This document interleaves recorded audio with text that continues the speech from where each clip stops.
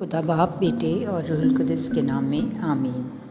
خداوند یسوع مسیح کی انجیل بمطابق مقدس لوکا 12واں باب 54 تا 59 آیات مبارکہ۔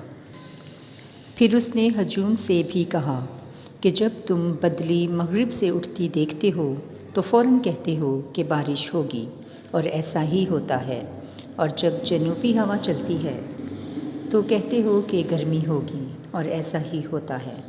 اے ریاکارو، تم زمین اور آسمان کی صورت پہچان لیتے ہو، مگر اس زمانے کو کیوں نہیں پہچانتے؟ اور تم آپ ہی کیوں فیصلہ نہیں کرتے کہ حق کیا ہے؟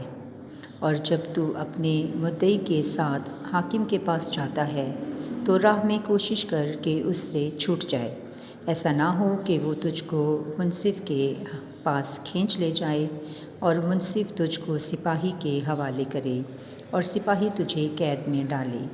میں تجھ سے سچ کہتا ہوں کہ جب تک کوڑی کوڑی ادا نہ کرے گا، وہاں سے ہرگز نہ چھوٹے گا۔ انجیل مقدس کے پڑھے اور سنے جانے پر خداوند کی برکت ہو، خدا کا شکر ہو، آمین۔ خدا باپ بیٹے اور روح القدس کے نام میں آمین۔ خداوند یسوع المسیح کے زندہ جلالی اور پرفضل نام میں ہم سب کی سلامتی ہو۔ خداوند ہم سب کو، ہمارے گھرانوں کو، ہمارے عزیز رشتہ داروں، ہم وطن ساتھیوں، کل عالمگیر کلیسیا اور خاص کر ہمارے پیارے ملک پاکستان کے ساتھ ہمیشہ رہے، آمین۔ عزیز مومنین، آج کی انجیل مقدس ہمیں دعوت دیتی ہے کہ ہم فیصلہ کریں کہ حق کیا ہے۔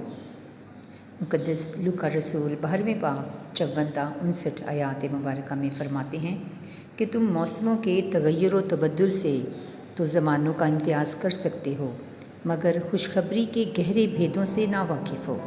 یعنی اس بات سے اندازہ لگایا جا سکتا ہے کہ لوگ خدا کے گہرے بھیدوں اور مکاشفوں کے بارے میں کتنا محدود علم رکھتے ہیں، اور کہ اس کی گہرائی میں پہنچنے کے لیے انہیں کس قدر تک و توق اور محنت اور ریاضت کی ضرورت ہے۔ لیکن عزیزو، مسیح یسوع نے اسی مشن کی تکمیل کے لیے اپنی جان قربان کی، تاکہ اس کے خون کے وسیلہ سے دھل کر پاک صاف ہو کر ہم خدا کی بادشاہی کے بھیدوں سے واقف ہو کر دوسروں تک خوشخبری کا یہ پیغام لے جائیں۔ آج زمانے کے طور طریقے اور انداز کس قدر خطرناک حد تک برائی کے عروج تک پہنچ چکے ہیں، اور ماضی میں بھی پرانے عہد نامہ میں ہم دیکھتے ہیں کہ جب گناہ بڑھ گیا تو خدا نے اس کو واش آؤٹ کر دیا۔ اسی طرح اب بھی عزیزو، ہم آخری وقتوں میں زندگی بسر کر رہے ہیں۔ ہم مسیح یسوع کی آمد ثانی کی تمام نشانیاں اپنی آنکھوں کے سامنے پوری ہوتے ہوئے دیکھ رہے ہیں۔ اس لیے عزیزو، ضرور ہے کہ ہم بھٹکے ہوئے لوگوں کی ضرور رہنمائی کریں، اور عزیزو، راہ، حق اور زندگی کی طرف ان کی رہنمائی کریں۔ عزیزو، زندگی کا دروازہ، نجات کا دروازہ صرف اور صرف خداوند یسوع المسیح ہیں، اور ہمیں دوسرا کوئی نام نہیں بخشا گیا جس کے وسیلہ سے ہم نجات پا سکیں۔